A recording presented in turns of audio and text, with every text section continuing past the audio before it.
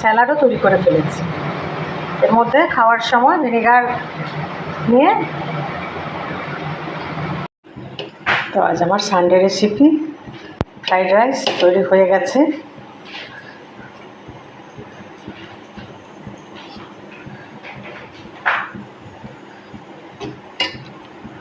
Sunday recipe বন্ধুরা, কিছুটা broiler chicken আছে, এটাকে আমি ভালোভাবে ধুয়ে আবার তার মধ্যে একটু ভিনেগার আর লবণ দিয়ে ভিজিয়ে রেখেছি। কিছুটা চিকেন আমি ছোটো ছোটো করে কেটে তুলে রেখেছি। এটা দিয়ে আমি সামি কাবাব তৈরি করব ছোলার ডাল দিয়ে। তো এই পুরো মশলা আমি মাংস শুদ্ধ প্রেসার কুকারে ট্রান্সফার করে নিলাম। তার মধ্যে আমি কিছুটা সর্ষের তেল দিয়ে দিলাম। দিয়ে এর মধ্যে আমি পরিমাণ মতো জল দিয়ে এটাতে আমি সিটি দিয়ে নেব। প্রেসার কুকারটা বসিয়ে দিলাম।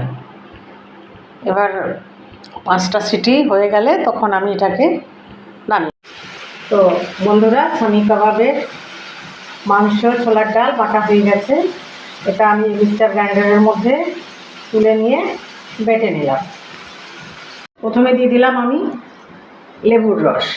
এই মাংস আর ডাল বয়েল এর মধ্যে দিয়ে দিলাম। তো বন্ধুরা, ছোলার ডাল আর বয়েল চিকেন বাটা হয়ে গেছে।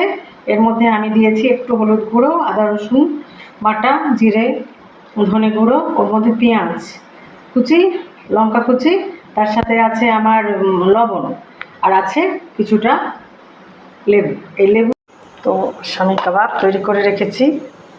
আগেকার দিনের মায়েরা ছাতু দিয়ে এটাকে করে রাখতো, আমিও আজ তাই করেছি। এই যে যাক, আমার সামি কাবাব রেডি হয়ে গেছে। এটাকে আমি ভেজে নেব।